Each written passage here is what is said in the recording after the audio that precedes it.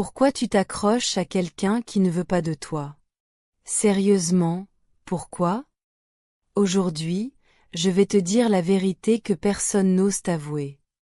Ce que tu vas entendre peut être inconfortable. Mais si tu comprends ça, tu ne courras plus jamais après quelqu'un qui ne te choisit pas. Crois-moi, cette vidéo peut te faire gagner des mois, peut-être même des années d'émotions gâchées. Le déni est la première raison qui te pousse à t'accrocher à quelqu'un qui ne te veut pas. Tu refuses d'accepter ce que tu vois clairement, alors tu t'inventes une version plus douce de la réalité. Tu t'accroches à ce que cette personne pourrait être, pas à ce qu'elle est aujourd'hui. Tu te racontes qu'elle ouvrira les yeux un jour. Mais cette histoire, c'est toi qui la crée. Pas elle. Tu revis les bons souvenirs encore et encore, comme pour te prouver qu'il y avait quelque chose à sauver. Tu ignores les comportements actuels parce qu'ils font trop mal. Tu préfères t'attacher à une version idéalisée plutôt qu'accepter que la vraie personne ne choisit pas de rester. Et tant que tu restes dans ce déni, tu t'enfermes dans une attente qui ne mène nulle part. Le manque affectif te fait croire que tu veux cette personne alors qu'en réalité, tu veux surtout ce qu'elle t'apporte émotionnellement. Tu cherches à te sentir choisi, validé, important. Quand quelqu'un te donne un peu d'attention, ton cœur s'accroche parce que ça comble un vide en toi. Ce n'est pas l'autre que tu poursuis, c'est cette sensation d'être enfin vu. Et comme tu n'arrives pas à te donner cette valeur toi-même, tu deviens dépendant. Chaque message, chaque geste devient précieux, presque vital. Ton cerveau associe cette personne à ta dose d'affection, et tu deviens accro sans t'en rendre compte. Tant que tu ne remplis pas ton propre réservoir émotionnel, chaque rejet devient une obsession. Ce n'est pas de l'amour, c'est un manque que tu essaies de calmer. Le syndrome du presque est l'un des pièges les plus puissants de l'attachement toxique. Tu n'as pas vraiment une relation, mais tu n'es pas totalement ignoré non plus. Tu reçois juste assez de signes pour garder espoir, mais jamais assez pour te sentir en sécurité. Ces presque gestes, presque attention, presque mots doux, créent une illusion de possibilité.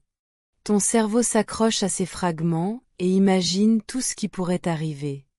Et parce que l'incertitude crée de fortes émotions, tu deviens accro à ces montagnes russes affectives. Le manque renforce le désir, et le désir te fait tout accepter. Tu attends toujours le moment où le « presque » deviendra un vrai « oui ». Mais ce moment n'arrive jamais. Le « presque » n'est pas une promesse. C'est une stratégie involontaire qui te garde accroché.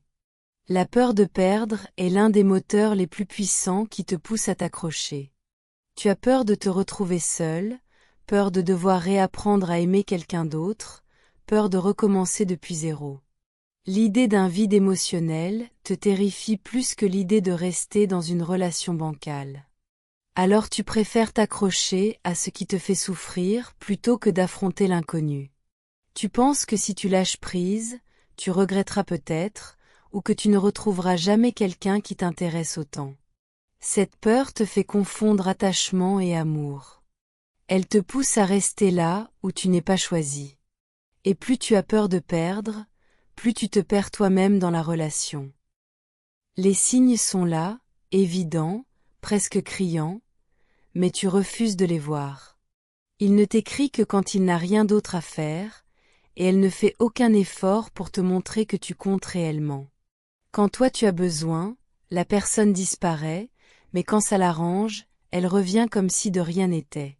Tu sais que ça ne ressemble pas à de l'intérêt, mais tu préfères croire à des excuses plutôt qu'à la vérité. Tu te convaincs que la situation va changer, que c'est temporaire, que tu dois juste patienter un peu. Pourtant, tous ces comportements montrent la même chose. Tu n'es pas sa priorité. Et au fond de toi, tu le sais.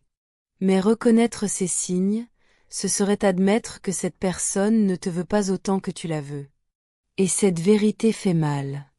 Tu te demandes pourquoi tu t'accroches précisément à cette personne, alors qu'elle ne te donne presque rien.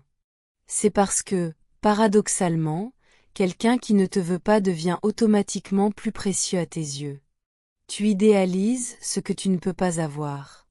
Ton cerveau transforme ce rejet en défi, et ton ego blessé veut absolument prouver qu'il mérite d'être choisi. Tu te dis, si j'arrive à l'avoir, ça prouvera que j'en vaux la peine. Alors tu confonds ego et amour. Plus cette personne te repousse, plus tu la poursuis, comme si ton bonheur dépendait de son approbation. En réalité, ce n'est pas elle que tu veux, c'est la version de toi-même que tu espères retrouver à travers son regard. Et c'est pour ça que tu t'accroches autant. La vérité que personne ne te dit, c'est qu'un rejet ne définit pas ta valeur. Si quelqu'un ne te veut pas, ça ne veut pas dire que tu n'es pas assez bien, assez intéressant ou assez aimable. Mais t'accrocher à quelqu'un qui ne te veut pas, ça, oui, ça dit quelque chose. Ça montre que tu ne reconnais pas encore ta propre valeur. Tu crois que ton amour peut convaincre, que tes efforts peuvent changer les choses, mais tu te trompes d'objectif. On ne demande pas à être choisi. On l'est ou on ne l'est pas. Ce n'est pas que l'autre ne te mérite pas, c'est que toi, tu mérites quelqu'un qui te choisit sans hésiter. Et tant que tu t'accroches au mauvais, tu passes à côté de celui qui te choisirait naturellement. Pour t'en détacher, tu dois d'abord accepter la réalité telle qu'elle est, sans excuse, sans interprétation, sans peut-être. Ensuite, coupe toutes les sources d'espoir, les messages, les stocks, les souvenirs que tu revis en boucle. Tant que tu laisses une petite porte ouverte, ton esprit s'y accroche.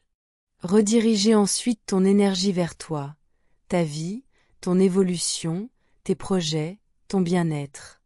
Plus tu te reconstruis, moins tu dépendras de quelqu'un qui ne t'a jamais choisi. Élève tes standards et décide que tu ne cours plus après ce qui ne te nourrit pas.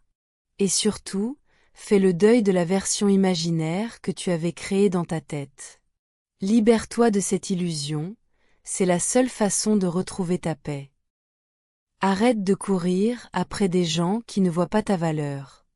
Tu n'es pas né pour mendier l'attention d'un cœur qui ne bat pas pour toi. Chaque minute que tu passes à espérer quelqu'un qui ne te choisit pas est une minute volée à ta propre vie. Tu mérites une relation où tu n'as pas à prouver que tu mérites d'être aimé.